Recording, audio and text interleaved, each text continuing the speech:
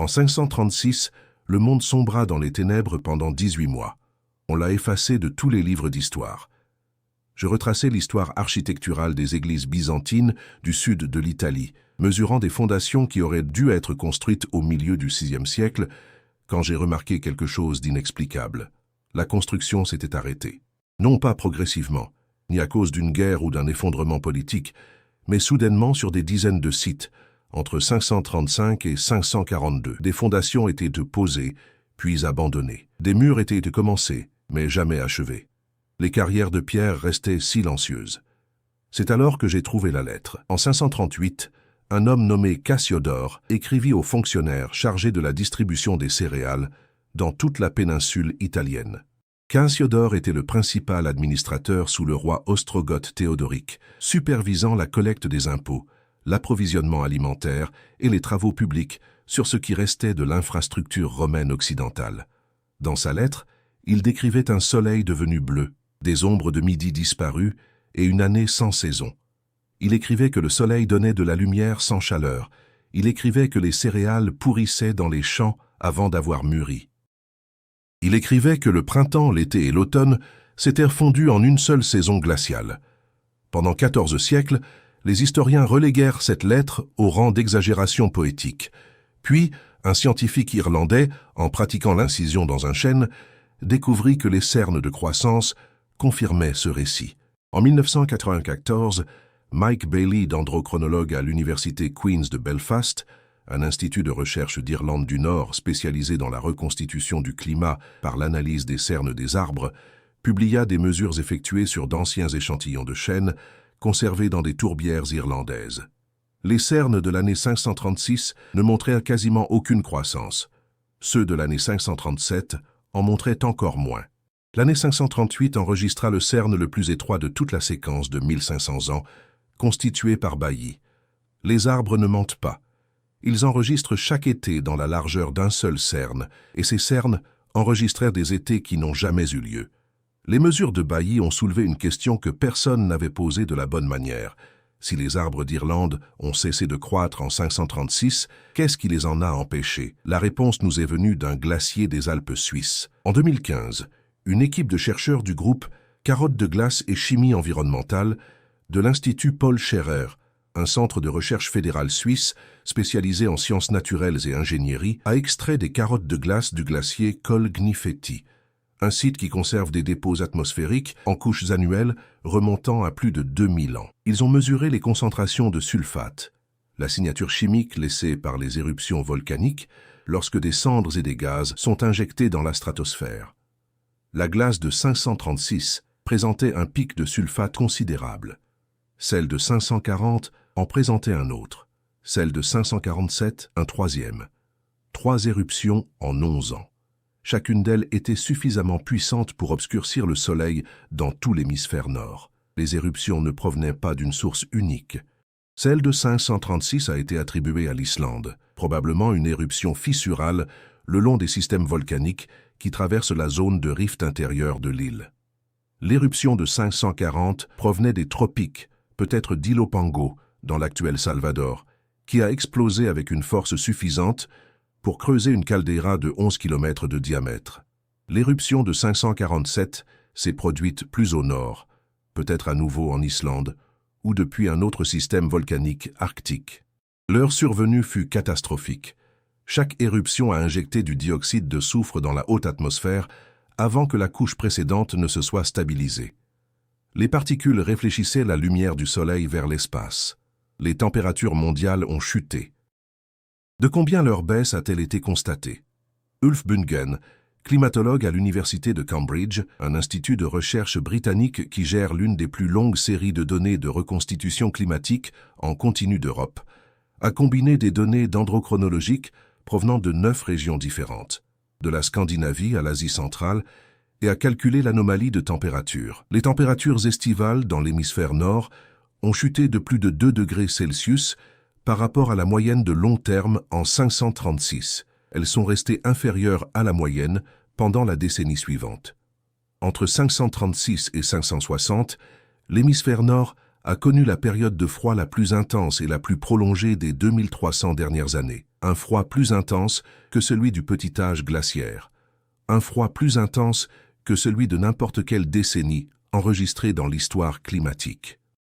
Les historiens de la cour chinoise ont consigné des chutes de neige estivales dans les provinces au sud du Yangtze en 535.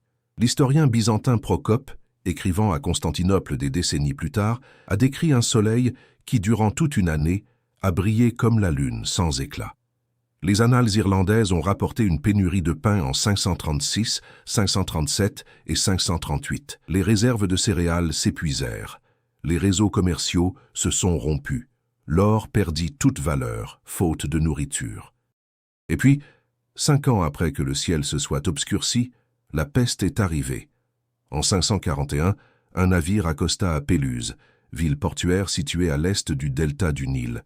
En quelques semaines, la maladie se propagea à Alexandrie, puis vers le nord, le long des routes commerciales, jusqu'à Constantinople.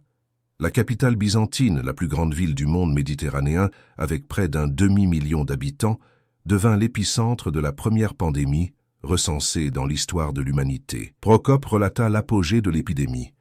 Il écrivit que 10 000 personnes mouraient chaque jour. Il décrivit que les corps s'entassaient dans des tours le long des remparts, faute de place pour les enterrer. Il écrivit que les vivants étaient incapables de compter les morts. Des analyses génétiques modernes, menées par des chercheurs de l'Institut Max Planck pour la science de l'histoire humaine, un centre de recherche allemand spécialisé dans l'ADN ancien et l'évolution des agents pathogènes, fermé en 2023 et intégré à d'autres institutions, ont confirmé la présence de l'agent pathogène. L'ADN extrait de sites funéraires du VIe siècle à travers l'Europe correspondait à Yersinia pestis, la bactérie responsable de la peste noire 8 siècles plus tard. La peste de Justinien n'était pas une métaphore. Il s'agissait de la même maladie qui s'est abattue sur un monde déjà affaibli par une décennie de froid et de famine. La peste ravagea l'Empire byzantin pendant 2 ans, puis revint par vagues successives au cours des 2 siècles suivants. Des analyses génétiques situant son origine en Asie centrale, probablement propagée vers l'ouest par les routes commerciales de la soie. Mais une question demeure. Pourquoi s'est-elle propagée si rapidement? Pourquoi a-t-elle été si meurtrière en 541, alors que les épidémies précédentes étaient restées localisées? La réponse est la malnutrition. Les populations affaiblies par des années de famine ne peuvent lutter contre les infections. Le système immunitaire s'effondre en cas de déficit calorique prolongé. La peste n'est pas apparue par hasard. Elle est apparue parce que les éruptions avaient déjà préparé le terrain. L'empereur Justinien avait consacré la décennie précédente à consolider le pouvoir byzantin, à reconquérir l'Afrique du Nord et l'Italie du Sud et à reconstruire l'infrastructure impériale qui s'était effondrée après la chute de Rome. Ses ingénieurs avaient construit Sainte-Sophie à Constantinople, achevée en 537, le plus grand espace clos bâti depuis le Panthéon romain. Ces juristes avaient compilé le Corpus Juris Civilis, fondement des systèmes juridiques européens, pour les 1000 années suivantes. Ces armées avaient repoussé les frontières vers celles de l'Ancien Empire. Puis, le ciel s'obscurcit, les récoltes furent mauvaises, et la peste décima un tiers de sa population. La réunification de Rome prit fin non pas à cause d'une défaite militaire, mais parce qu'il ne restait plus personne à taxer, plus personne à enrôler, plus personne à nourrir. L'effondrement ne se limita pas à la Méditerranée. En Mésoamérique, la cité de Teotihuacan, le plus grand centre urbain des Amériques précolombiennes, avec une population dépassant les 100 000 habitants, incendia ses propres temples entre 535 et 550. Les archéologues travaillant au cœur du site cérémoniel ont mis en évidence des incendies volontaires sur la pyramide du Soleil, la pyramide de la Lune et les complexes de l'avenue centrale. Il ne s'agissait pas d'incendies accidentels. Le processus était systématique. Les structures rituelles étaient visées. Les élites abandonnèrent à la cité en l'espace d'une génération. Pourquoi? Les données dendrochronologiques du Mexique révèlent le même ralentissement de la croissance observé en Europe et en Asie. Les sulfates volcaniques ont atteint l'hémisphère sud avec un certain décalage, mais l'impact climatique a été global. Teotihuacan dépendait d'une agriculture intensive pour nourrir sa population. Lorsque les récoltes furent mauvaises, la structure politique s'effondra.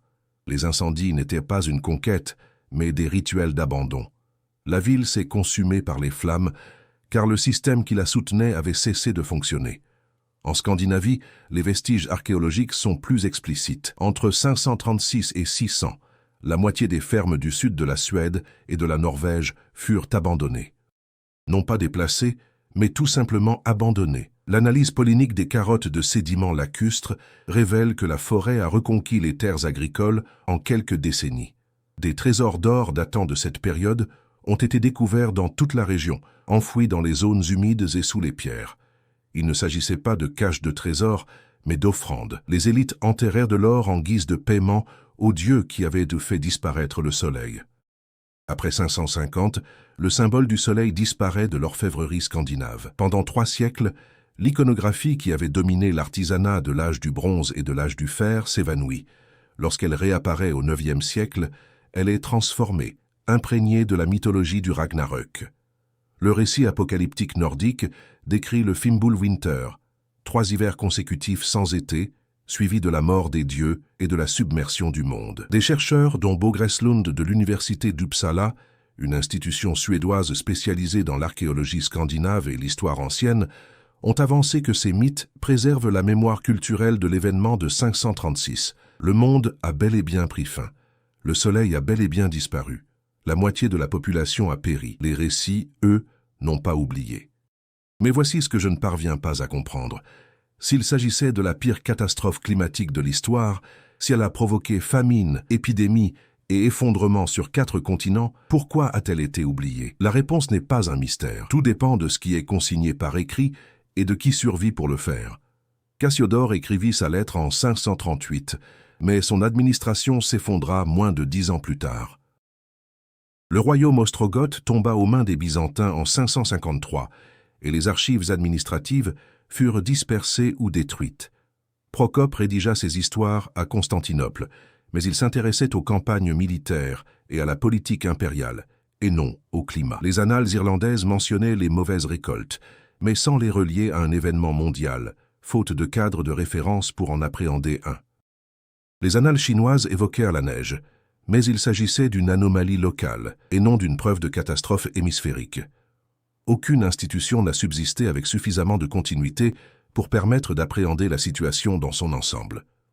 Les historiens médiévaux qui ont compilé les chroniques du VIe siècle travaillaient à partir de fragments. Ils ont constaté les guerres, les épidémies et les changements dynastiques, mais pas les données climatiques, car les méthodes de reconstitution n'existaient pas. Les cernes des arbres et les carottes de glace n'ont constitué des preuves qu'au XXe siècle. Les éruptions étaient invisibles, l'effondrement des températures était invisible, la cause était enfouie sous les glaciers et les chaînes des marais, attendant des scientifiques qui ne naîtraient que 14 siècles plus tard.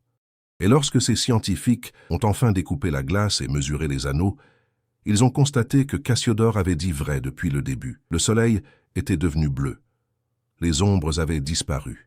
Les saisons s'étaient effondrées. Le VIe siècle n'avait pas exagéré la catastrophe. Celle-ci avait simplement été trop vaste pour qu'une seule civilisation puisse la documenter intégralement. La question qui demeure n'est pas de savoir si cela s'est produit. Les preuves matérielles sont incontestables. La question est de savoir ce qui a été enterré de la même manière, effacé non par un complot, mais par le simple fait que personne n'a survécu avec les outils nécessaires pour l'expliquer.